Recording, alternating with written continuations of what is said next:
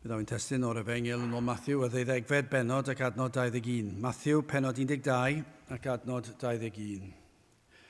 Ac yn ei enw ef y gobeithia'r cenhedloedd. Nawr, yr un oedd agwedd pobl crefyddol a pobl y byd tuag at yr Iesu fel y mae hyd heddiw. Ni'n dweud hynny yn aml. I ni'n gweld pan ni'n meddwl am y wyrth a'r gwirthio oedd yr Iesu wedi wneud ac newydd ddigwydd, ac yna ni'n darllen yn adnod 14, yna yr aeth y Phariseaid allan ac ymgyngorasant yn ei erbyn ef pa fodd y difethent ef. Dyna oedd y dymuniad oedd ganddyn nhw. Ar ôl i'r Iesu gwneud aioni a lles a help a iachau, ac yna maen nhw'n trafod gyda'i gilydd sut maen nhw'n mynd i llwyddo i ddifetha yr arglwydd Iesu Grist. Ond dyna wynebodd yr Iesu drwy weinidogaeth, hyd at y groes. Ond yn y darn yma sydd o'n blaenau, i ni'n gweld rhyfeddod y modd y deliodd yr arglwydd Iesu Grist gyda'i elynion. Yn sicr, mor wahanol i'r modd yr ydym ni yn ymateb i wrthwynebiad. Ceir yr ymateb perffaith, pob tro. Pan yr oedd angen tynerwch, yna fydd angosodd dynerwch. Pan yr oedd angen iddo fod yn fwy cadarn ac yn llym hyd yn oed, byddai'n gwneud hynny. A byddai yn hyd yn oed yn cyhyddo, heb flewyn ar dafod. Byddai'n mynd ati ac yn siarad yn gadarn, ond gyda dro arall, mi fyddai'n siarad yn dyner iawn. Ac un peth i ni'n gwybod i sicrwydd, yr oedd i ymateb wastad yn iawn. Yr oedd y dewis cywir bob tro ar sut i ymwneud â phobl. Mae i ni'n cael trafferth bob adeg i wybod sut i ymateb, a fel arfer efallai'n dewis yr ymateb anghywir. Ond yr oedd yr Iesu wastad yn dewis y ffordd oedd yn gywir ac yn iawn, yn deg ac yn gyfiawn. Felly wrth edrych ar ei berson, mae yn peri, ond dyw i ni blygu ac addoli. Ac yn gweddiw y bydd na rai, efallai sydd yma ni'n gwrando, fydd yn edrych ar berson yr arglwydd Iesu Grist am y tro cyntaf ac yn dod i weld rhyfeddod Crist yn y ffordd y mae yn delio a ni. Ac efallai trwy ras yn dod at y man lle byddwch chi'n plygu ger i fron ac yn dod i gredu ynddo am y tro cyntaf. Y bwriad y pnawn yma yw edrych ar y darn yma efallai o ongl mwy anghyfarwydd i'r arferol. Wrth ddarllen Spurgeon ar y darn yma, gweddir sut ath ati i ddyrchafu yr arglwydd Iesu Grist a dihongli'r darn mewn modd ychydig bach yn wahanol i'r arfer, ond yn sicr yn dyrchafu Crist. Felly yn gyntaf, hoffwn i edrych ar y darn yma, a'r penod cyntaf fydd gwaredwr goddefgar, yna yn ail oedi'r farn ac yn olaf gobaith y pechadur. Wel, yn gyntaf, gwaredwr goddefgar. Mor wahanol oedd yr arglwydd Iesu Grist i arweinwyr y byd. Efallai bod hwn yn addas ar gyfer yr oes yma yn ystod yr degawd diwethaf, efallai, pan ni'n meddwl am arweinwyr y byd, arweinwyr crefyddol, arweinwyr gwleidyddol, mor aml, i ni'n gweld y byd yn brwydro am oruchafiaeth. Pa mae yna etholiad, mae'n adeg anghysurus ond diwe. Pa mae yna etholiad, i chi'n gweld, mae'r cyllyll yn dod allan. Lle mae pobl yn chwilio am ryw ddrygioni, rhywbeth cas i ddweud am bobl eraill. Ac yma nhw am ennill y frwydr, a does dim lot o ots ganddyn nhw beth yw'r gost. Does dim lot o ots. Does, falle dim llawer o reolau ac mae'n ambell i wlad mewn waith na'i gilydd. Dychmygwch petai llyfr, falle bod na, dwi'n mynd i welem, fi'n siŵr bod na, yn cyffwrdd ar y pwnc o'n leion. Dychmygwch un llyfr. Am erchill bydde fe, petai na awdur yn ysgrifennu am yr holl ddilliau y mae dyn wedi ddefnyddio dros y blynyddoedd i sicrhau mae nhw fydd yn arwain. Pinau yn wleidyddol neu beth bynnag. Dychmygwch y dulliau yr oedden nhw wedi dyfeisio, yr holl dwyll, yr holl gasineb, yr holl fradychu, yr holl anfoesoldeb, yr holl greulondeb, yr holl drais, llofruddiaeth hyd yn oed, mwyn cyrraedd y pen, mwyn cael bod yr un sydd yn arwain. Ac i gael y pŵer a'r statws, a'r arian, beth bynnag yw e. Ac eto, yr hyn o welwn yma gan yr arglwydd Iesu Grist, mab Duw, gallwch chi ddim fod yn fwy na hyn, y Meseia ei hun. A'r hyn i ni'n darllen fan hyn yw y gwrthwyneb llwyr i'r ffordd mae'r byd yn ymdrin ac yn arwain. Gwrandewch ar y 15fed adnod.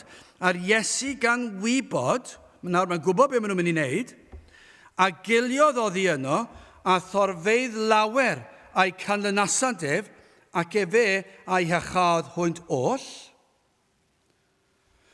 Ciliodd yr Iesu. Aeth i le tawel. Dwi ddim yn corddi'r dyfroedd a bethau. Dwi ddim yn gobeithio fi na dorfeidd fawr yn dod ac yn dweud beth am i ni gael rhyw fath o gyfarfod anferth. Gyda am eiriau, adnod 16, ac orchmynodd iddynt, naw naint ef yn gyhoedd. Peidiwch â gyhoeddi'r peth. Peidiwch â dod â sylw ar y eiliad yma, peidiwch â denu pobl. Heddi byddwch chi'n disgwyl gweld cryn dipyn o wahaniaeth. Mi fyddwch chi'n gwybod, mi fydd yna gamerau wedi trefnu i fod yna. Petai na rhyw arweinydd yn gobeithio fod yn mynd i fod yn llwyddo'n wleidyddol neu beth bynnag, mi fydden nhw wedi cysylltu gyda'r cyfryngau, mi fydden nhw wedi trefnu bod yr newyddiadurwyr yn dod a'r camerau teledu, a'r camerau ar gyfer y papurau newydd, mi fydde'r ffonau symudol wedi bod yna, mi fydden nhw eisiau hysbysebu yr hyn maen nhw ar fi'n i ddweud, a mi fydde'r hysbyseb yn mynd ar draws y byd o fewn eiliadau, mi fydden nhw wedi, dwi'n gwybod beth yw'r enwau'r holl bethau sydd nawr, ond ni'n gwybod un peth, i chi'n gallu gyda un gwasgu ar y ffôn, a mae'r llun yn cael ei gymryd ar ryw neges, mae'n gallu anfon yn syth ar draws y byd. A dyna beth fydde'r arweinwyr yn wneud. Mi fydden nhw wedi trefnu y sefyllfa. Mi fydden nhw wedi trefnu'r lleoliad. Mi fydden nhw wedi meddwl yr holl beth drwyddo'n fanwl iawn. Beth yw'r ffordd orau i hysbysebu fi fel person a fy neges i? Dyna beth fydden nhw wedi gwneud, dyna beth maen nhw'n gwneud. I ni'n gweld y trwy'r amser. Mae'n cael ei taflu o'n blaen ni drwy'r amser. Ond am wahaniaeth gyda'r arglwydd Iesu Grist, mae popeth am ei berson o'i enedigaeth yn un o ddarostyngiad. Ac i ni rhyfeddu pan i ni'n ystyried datganiad gan yr englynion am enedigaeth yr Iesu. Y proffwydolaethau, y proffwydwyd gan y proffwydi am ei ddyfodiadau. Byddwch chi'n meddwl, wel, dyma i chi, mae yna sôn am yr enedigaeth wedi bod ys amser a fe ddath yr englynion. Ond yna, pan ddath yr oedd wedi eni i deulu tlawd mewn lle tlawd. A cael ei fagu gan dad oedd yn sair. A dyna wnaeth yr Iesu. Doedd e ddim wedi mynd allan a wedi denu sylw o'r eiliad cyntaf o'r pan oedd e'n gallu. Yr oedd popeth amdano fe yn dangos darostyngiad. Yr holl ffordd hyd at ei weinidogaeth ac yn ystod ei weinidogaeth. Mae e mor wahanol i'r arweinwyr a'r brenhinoedd oedd ar y pryd. Fe nath e ddaioni trwy gydol ei weinidogaeth, iachau'r cleifion. Fe ddangosod ysturi dro o tro. Ond efallai yn fwy rhyfeddol, dangosod ysturiad yr rhai a'i wrthwynebodd e. Y sawl oedd allan am ei waed. Y rhai oedd yn ei wrthod yn llwyr. Y rhai oedd yn gwrthod ei neges, yn gwrthod ei berson, yn gwrthod y proffwydolaethau, gwrthod popeth am yr Iesu, ac yr oedden nhw am ei ddifetha fe. Ac eto gyd y gall yr Iesu fod wedi delio â hwy yn y fan y lle, i ni'n credu hynny, i ni'n gwybod bydde wedi gallu dod lawr â barn arnyn nhw yn y fan a'r lle, ond ni wnaeth hynny. Fe ddeliodd â hwy, fel y gwel yn bwrpasol ar y pryd, bydde llawer o arweinwyr wedi mynd ati orfodi pobl i blygu. Byddai ddilynwyr wedi dweud, pam nes ti gadael iddyn nhw i wneud y fath beth? Pam nes ti gadael iddyn nhw? Dim dyna'r ffordd i ennill y bleidlais. Dim dyna'r ffordd i ni sefydlu teyrnas. Dim dyna'r ffordd i ni mynd i lwyddo i orchfygu cenhedloedd o'n cwmpas ni. Dim dyna'r ffordd i ddelio â'r broblem. Mae angen i ni fod ychydig yn fwy cadar am y peth. Dyna beth galle'r dilynwyr fod wedi dweud, ond nid dyna beth nath yr Iesu. Dyna sut mae'r byd yn ymwneud â phethau. Sawl gwaith yn enw crefydd defnyddir y cleddyf. Ac eto mor bell o'r arglwydd Iesu Grist yw hyn. Ni orfododd yr Iesu neb i'w ddilyn yn y ffordd daearol hynny yw. Ni fynodd yr Iesu dilyniant. Ni nath yr Iesu fygwdd carchar i unrhyw un a wrthododd credu ynddo. Nid yn ddaearol, nid ar y ddeiar. Mae'n rhoi amser, ond dwi'n mae'n rhoi amser, mae'n rhoi anadl i bob un. Mae yna farn i ddod dewniad hynny mewn maes o law. Ond ar adeg ar y ddaear, ar yr adeg yma, fe allai fod i dod o lawr y barn, ond na, mae'n dangos trigaredd, mae'n rhoi cyfle. Ni'n gweld hyn yn hanes yr eglwys, mae yna sawl un yn does. Yn enw Cristnogaeth wedi mynd i ymladd ar rhyfelach, wedi mynnu pobl i gredu, mynnu'r eglwys droi o fod yn un Protestanaidd i fod yn un Catholig ac nôl ymlaen. Ni wedi gweld hynny dros, a ni'n gweld y rhyfeloedd mewn enw crefydd o gryfyddau eraill, ond ddim yn gweld dim byd felly gan yr Iesu. Dyw e ddim yn bygwth y cleddyf, dyw e'n bygwth y carchar i neb. Ddim yn gorfodi unrhyw beth ar unrhyw un. Dwi ddim yn dweud wrth y byd bod nhw'n gorfod byw fel mae e'n dweud wrth nhw. Mae wedi dweud beth yw'r efengil, ond dwi ddim yn gorfodi hyn i ni'n gweld. Mae'r camgymeriad yma hyd yn oed yn gallu dod mewn i'r eglwys. Lle mae yna lot fawr o bwysles heddiw yn does. Ar un i bledio gyda llywodraeth i newid cyfreithiau a gorfodi pobl i fyw yn ôl safon y Beibl. Ond fedra nhw ddim. Dyn nhw ddim yn ei weld e. Ni allwn fyny y bydd unrhyw un yn dod i gredu. Ni'n gweld e hyd yn oed, mae yna beryg ond oes. Ni'n gallu gweld hyd yn oed, mae'n teuluoedd wrth gwrs i ni fod i magu'n plant ar sail yr efengil a gair Duw. Ond allwn ni ddim gorfodi plant i ddod i gredu yn yr arglwydd Iesu Grist. Ond mae yna lawer yn does. Y mynnu'r broffes. Y mynnu rhywun i ddweud bod nhw'n dod i gredu yn yr arglwydd Iesu Grist. Ac yn bodloni, ond nid yw'n mor drist lle mae rhywun yn bodloni bod rhywun yn rhoi rhyw broffes, yn mynd i'r capel. Dych chi'n gwybod beth ni'n gallu newid yr holl wlad i ddweud i bod nhw'n Gristnogion, ac ar y bocs, maen nhw'n ticio bocs, pa grefydd, Cristnogaeth, ydych chi'n efengylau, tic yn y bocs efengylau, ydych chi'n mynd i capel, ydw i'n waith y flwyddyn, ac i ni'n fodlon ag e. A bod ni wedi newid y moesau'r wlad, bod yna foesau gan y llywodraeth sy'n rhaid yn bodoli ar y pryd, a maen nhw'n dweud i ni'n mynd i fyny moesau Cristnogol, a bod ni'n hapus â hynny. Wrth gwrs, fes i'n hapus i weld y lle yn fwy moesol, ond dal yn golledig. Dydyn ni ddim chwaith fod i fyny bod rhywun yn dod i gredu. Allwn ni ddim yn un dyheu i bobl ddod i gredu. Ond ni ddim yn gallu gorfodi'n plant nag unrhyw un arall i ddod i gredu. Ond dyna sut y mae gymaint o arweinwyr yn rheoli, maen nhw'n mynnu pethau ac maen nhw'n gorfodi, nid felly sydd yn yr ysgrythur, nid un felly oedd yr arglwydd Iesu Grist. Nawr, Secharia 4:6, nid trwy lu ac nid trwy nerth, ond trwy fy ysbryd medd arglwydd y lluoedd. Dyna sut mae'r arglwydd Iesu Grist yn gweithio, dyna beth oedd y Secharia yn yr Hen Testament. Mae'r gwaith yma'r arglwydd Iesu Grist yn ei wneud, dim fel dyn, nid yn rhywbeth yn y corfforol, mae'n waith yr ysbryd glân, nid trwy nerth ynol yw e, nid trwy perswad academaidd yw e. Dydyn ni ddim eisiau pobl o mewn fan hyn, bod ni'n cael rhyw gyfarfod ei berswadio nhw i credu mewn Duw, a dweud bod Duw wedi creu y byd, a perswadio nhw yn wyddonol. Gallwn ni wneud, na siwr y fod, cael gwyddonwyr Cristnogol yma, ac yn gallu cael nhw i ddweud wrthych chi pa mor ffôl i'w credu mewn esblygiad, a sut mae'r Beibl mor ddibynadwy, a fe fydden ni'n gallu dweud wrthyn nhw sut mae camgymeriadau gan wyddonwyr a celwydd hyd yn oed yn y ffordd maen nhw'n twyllo pobl. Ond bydde hwnna ddim yn newid neb. Bydde ddim yn perswadio nhw ddod i edifeirwch a ffydd. Ac felly, nid trwy lu ac nid trwy nerth, nid trwy gallu, nid trwy ffyrdd academaidd, nid trwy perswad, nid trwy fwyd, nid trwy unrhyw beth, nid trwy adloniant, ac nid trwy nerth daearol, ond trwy fy ysbryd medd arglwydd y lluoedd. Dyna sut mae'r arglwydd yn gweithio. Ond am nerth sut mae'r Iesu yn gweithio. Am nerth, mae ei gymaint gwell nag unrhyw arweinydd. A mae gwaith yr ysbryd glân yn un tragwyddo, mae e'n barhaol, mae e'n trawsnewid yn llwyr. Wel, Gadewch i ni symud ymlaen yn ail. Yr oedi'r farn.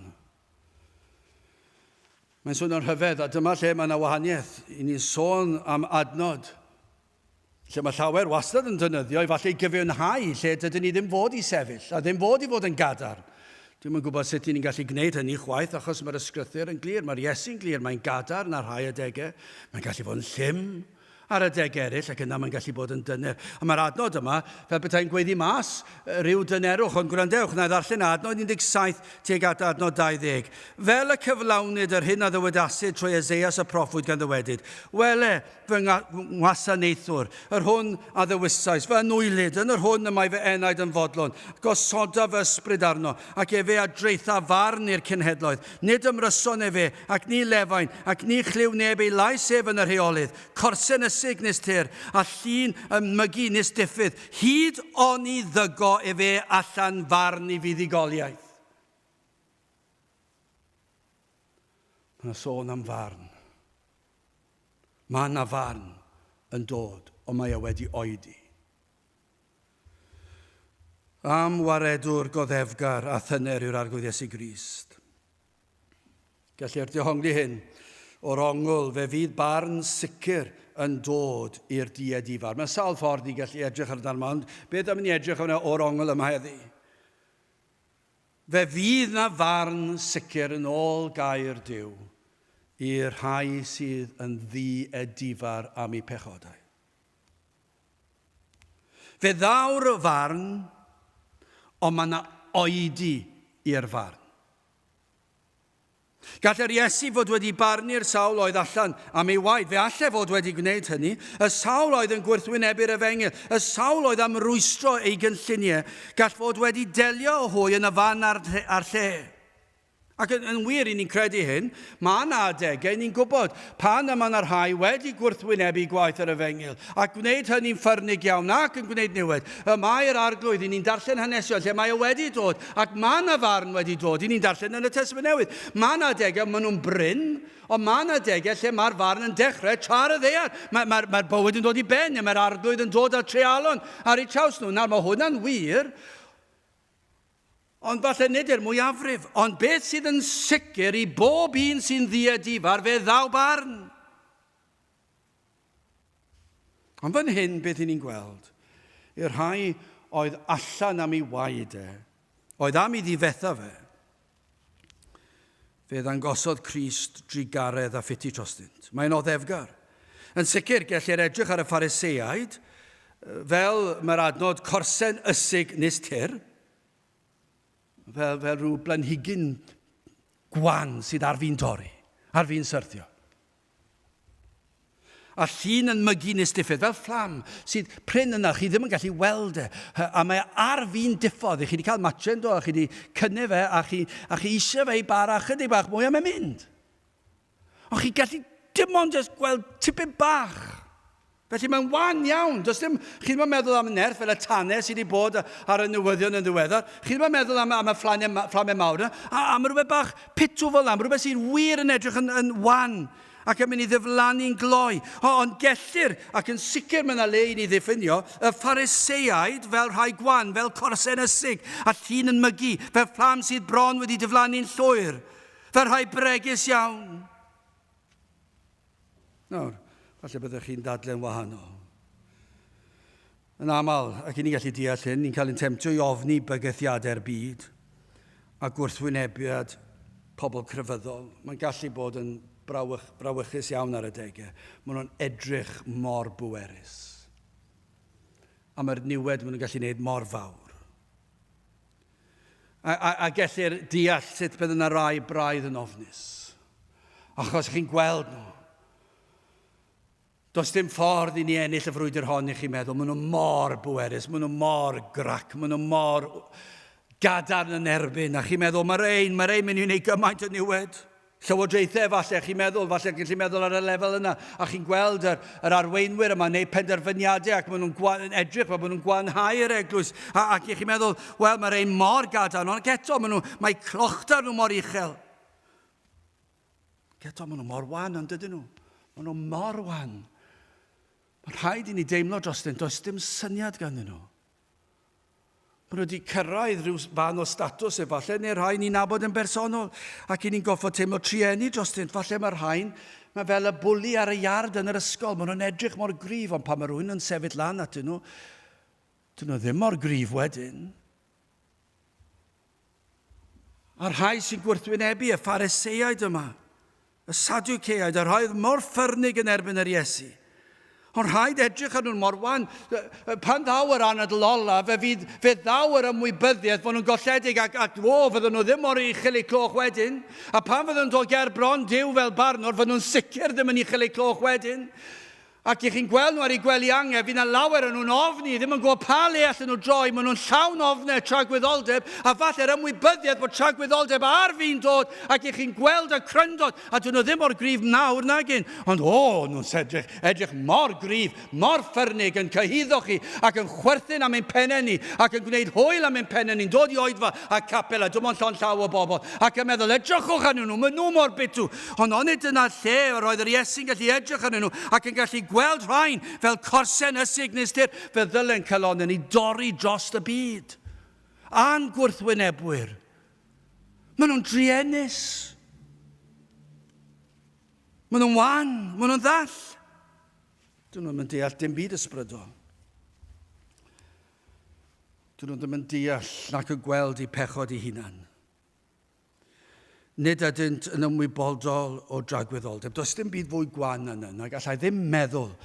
Dyn nhw ddim yn edrych yn wan falle i ni pan ni'n dod ar eu traws nhw, ond does dim byd mwy gwan na fod yn ddall at reality tragwyddoldeb. Dychmygwch ffolineb a pa mor beryglus yw deffro yn y bore a byw diwrnod heb lygaid ar dragwyddoldeb. Heb feddwl, un anadl fyddai yn rhagwyddoldeb. A byw llawn hyder, uchel eu cloch, Drychwch arno fi, ac efallai rai, drychwch ar yr arian sy'n gen i, y cyfoes sy'n gen i, drychwch ar fy nerth corfforol, ac maen nhw'n hoffi dangos pa mor gryf yn nhw. Drychwch ar fy ngallu meddyliol i, ac yn gallu dangos i chi pa mor glyfar yn nhw, ac maen nhw eisiau gwahodd chi rhyw drafodaeth mwyn tynnu chi'n darnau, ac yn gallu gwneud ffwl ohonoch chi, a maen nhw mor llawn balchder, ond yr hyn sydd yn anhygoel, maen nhw'n mynd trwy dydd, heb weld bod tragwyddoldeb o'i blaenau nhw. A dydyn nhw ddim yn barod am tragwyddoldeb.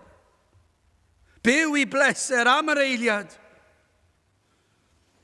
Beth nhw'n onest, bydd y rhaid yn nhw gyfaddau bod nhw'n ymdrechu'n ddyddiol i lenwi'r gwacter sydd yn ei bywyd nhw. Dyn nhw ddim yn cyfaddau bod na wacter, ond maen nhw'n gweithio'n galed i lenwi'r gwacter. Mae'r rhaid i fi llenwi fy mywyd i. Fedra i ddim cael diwrnod lle nad yw e wedi drefnu, achos dyn nhw ddim un oed eisiau oedi feddwl, mor wan ydyn nhw. Mae'r fflam mor wan, maen nhw mor simsan yr olwg yn eu celonau nhw. Ac felly, nid oes unrhyw ddeall o'r pwrpas y creuwyd hwy.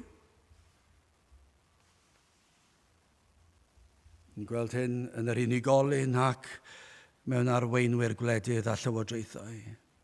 Codi dwrn at Dduw. Cablu ei enw. Anwybyddu gyfraith. Anwybyddu dydd yr arglwydd, gair yr arglwydd yn llwyr.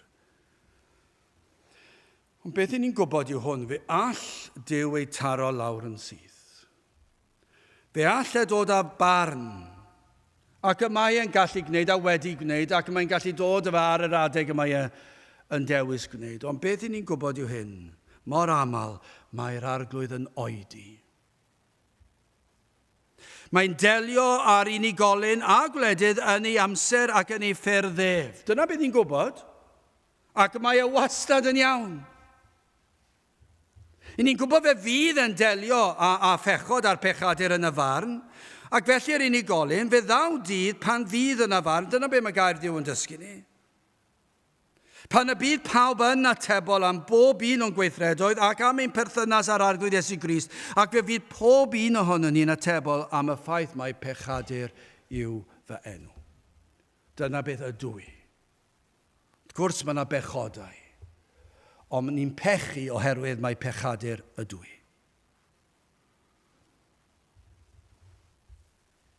Mi fyddwn ni'n atebol am y ffaith a wrandawon ni ar lais yr arglwydd Iesu Grist. A ddeithon ni ger ei fronef a phlygu a'i addoli. Ond dyma beth sydd yn rhyfedd.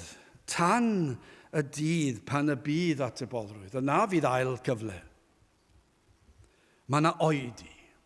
Mae yna oedi. Mae yna dosturi. Mae'r arglwydd yn dduw sydd yn hir ymaros. Mae'n aros yn hir. Dyna'r wers sy'n ni'n deall. Fe all yr Iesu fod wedi taro'r Phariseiaid lawr yn y fan ar lle. Yr oedden nhw am difetha'r Iesu. Ac felly fe all y Duw fod wedi yr Iesu fod wedi trefnu y byddai'r Phariseiaid wedi cael eu taro lawr. Ond fe oedodd e. Am gyfleoedd y mae'n rhoi i'r pechadur gwan. Sawl un sydd wedi cael ei magu ar aelwyd Cristnogol, sydd wedi clywed yr efengyl ac wedi gwrthod yr efengyl. A byddwch chi'n meddwl, wel, mae yna wrthodiad o'r efengyl fel hyn, fe all yr arglwydd farnu. Ac yna mae blwyddyn yn mynd heibio. Ac yna chi'n meddwl, wel, mae wedi oedi am flwyddyn. Fe all roi, mae'n oedi blwyddyn arall. Ac yna mae degawd yn dod yn gyflym iawn. Ac efallai mae'n rhoi degawd arall. A degawd arall, a mae'n oedi. Ac os na fi na ydi feirwch, fe fi na farn ar pa bynnag adeg mae Duw yn penderfynu, mae'n sicr pan fyddwn ni'n camu dragwyddoldeb, mae'n dweud fe fi na farn.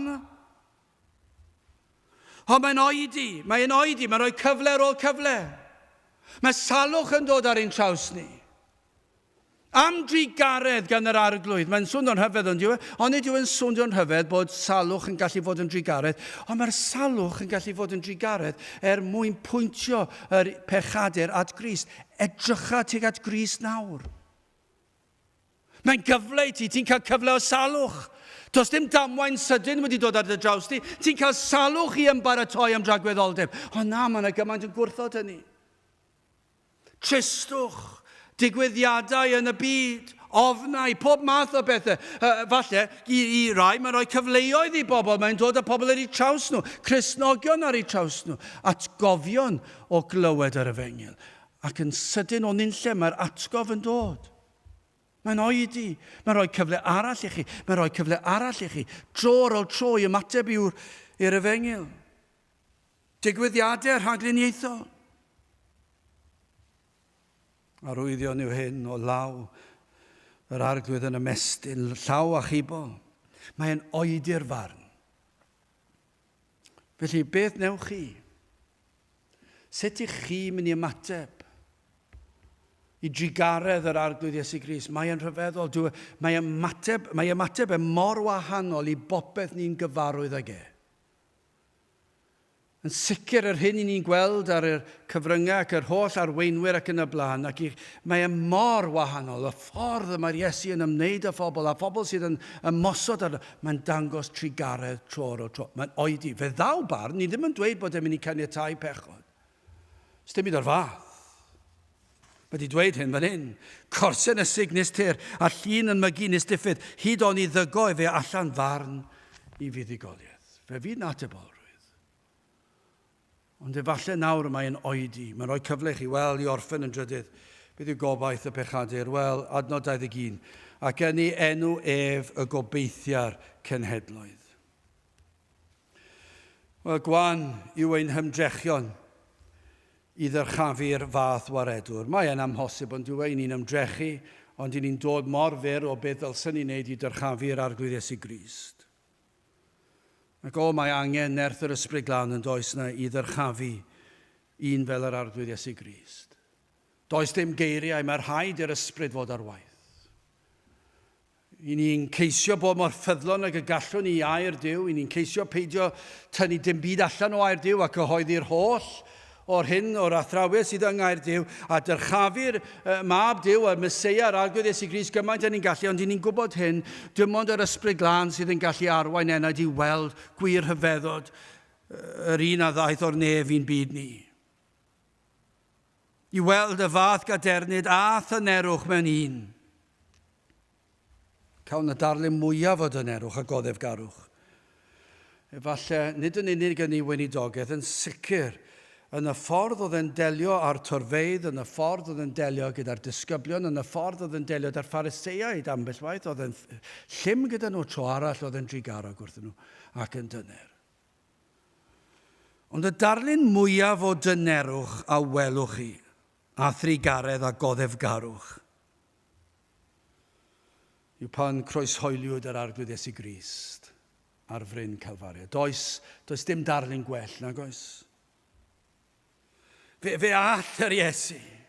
Fe all yr Iesu fod wedi ymateb i'r dor. Fe all yr Iesu fod wedi dod lawr o'r groes. Fe all fod wedi petai eisiau.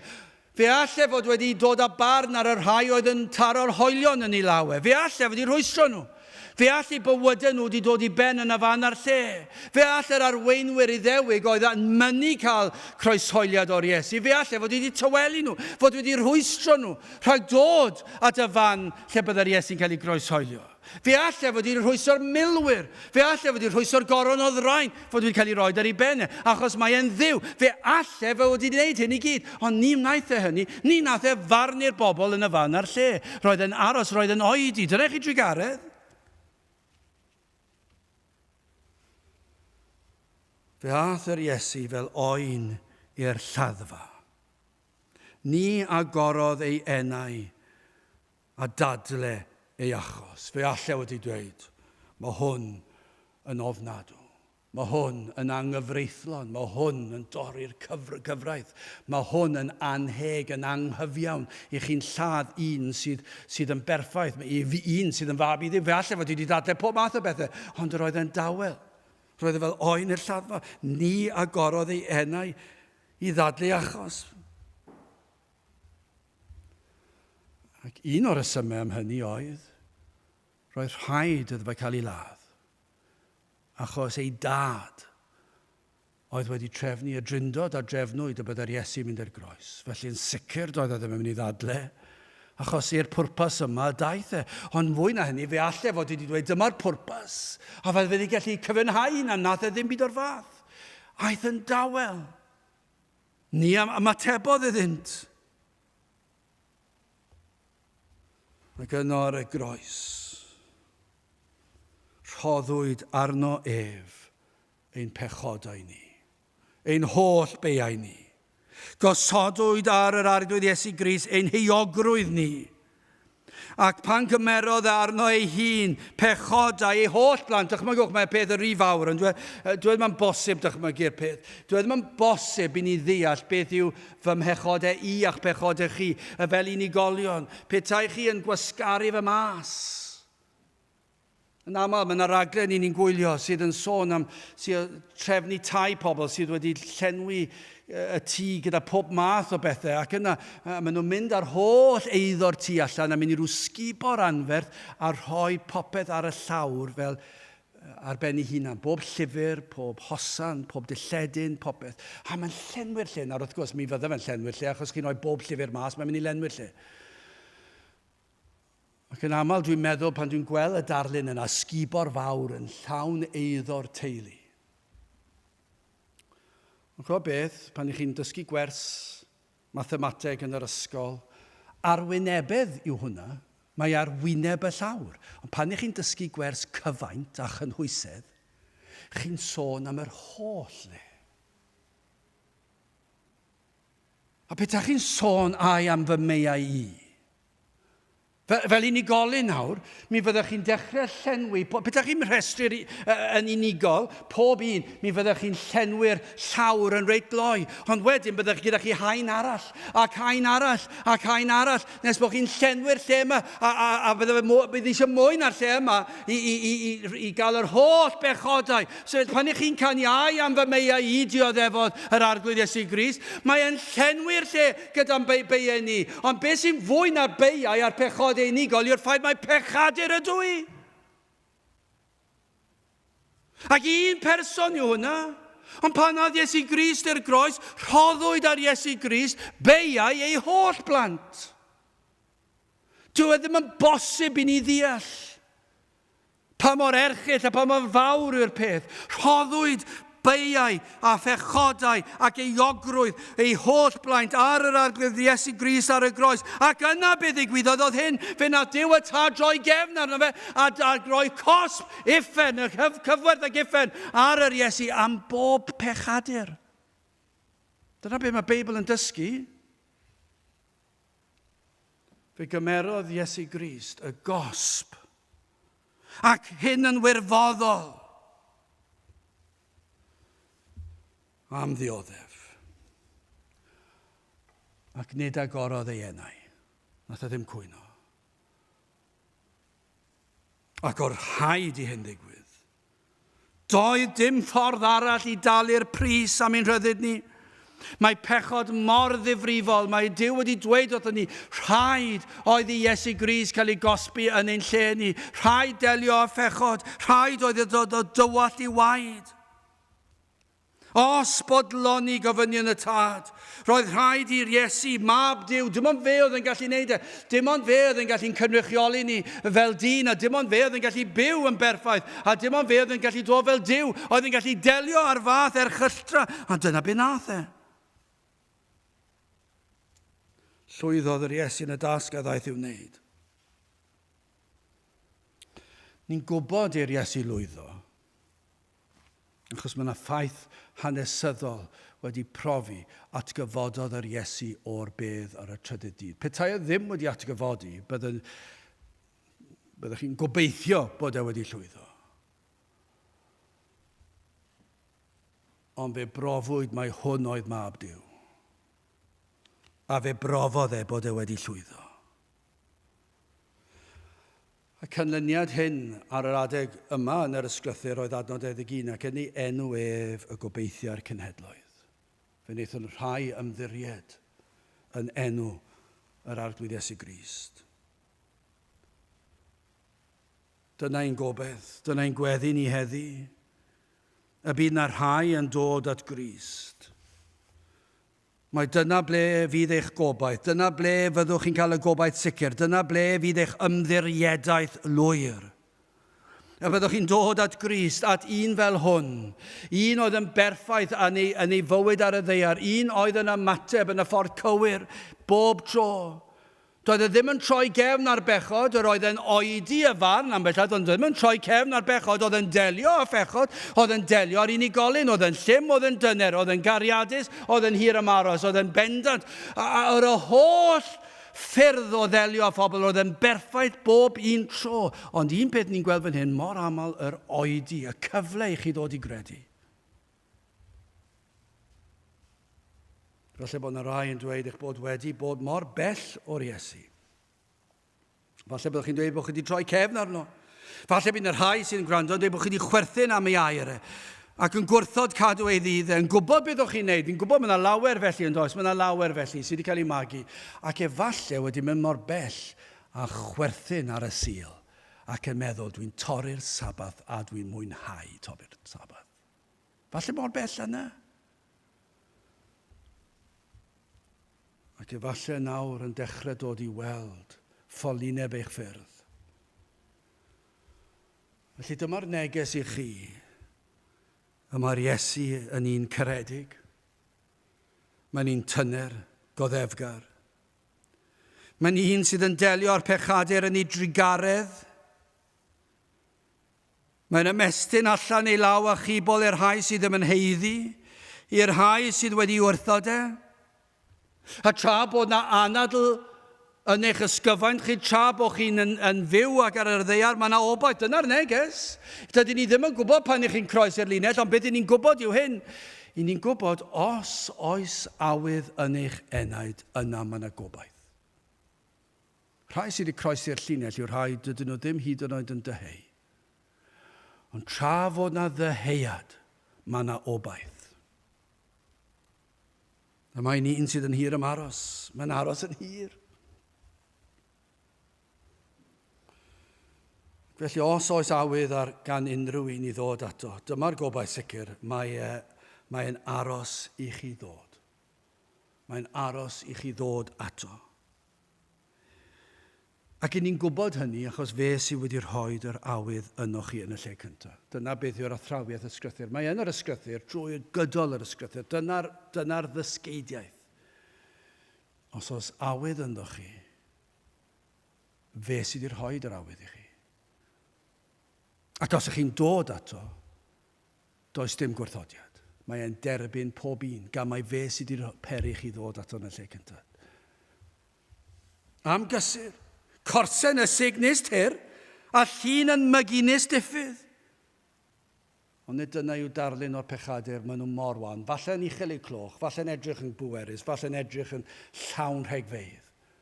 Ond maen nhw mor wan. Ac pan fydden nhw'n sylweddoli yn rhagwyddoldeb, pan fydd yr i hwyr fydden nhw'n wanach fydd. Ond tra ar y ddeiar, tra fod na oedi, mae yna gyfle. Dewch ato felly. Nid oes gwrthodiad gan un fel yr Iesu i un fel chi sy'n ceisio. Galwch arno, pwyswch arno, ymddiriedwch arno. Ac yn ei enw ef y gobeithiau'r cenhedloedd. Dyna'r addewid, mae yna obaith. Os dewch chi at Grist a phwyso arno ac ymddiried yno, mae wedi addo na fydd yn troi yr un enaid i ffwrdd. Corsen y signis tyr a llun y myginus diffydd, hyd oni, ddygo e fe allan farn i fuddugoliaeth. Gadewch i ni weddio. O Dduw, diolch i ti unwaith eto am drigaredd ac am ras ac am gariad ac am biti ac am tosturi yr arglwydd Iesu Grist. Dy fod yn Dduw sydd yn hir ymaros ac bod na fraich sydd wedi ymestyn, braich a chibol, ac i ni yn gweddio, bydd na rai yn pwyso cyn diwedd y dydd ar yr arglwydd Iesu Grist ac arno ef yn unig. Tyr di'n plith. Gweithio yn rymus unwaith eto. I ni'n gofyn ein o'r trwy enw ac heiddiant i'n arglwydd Iesu Grist. Amen.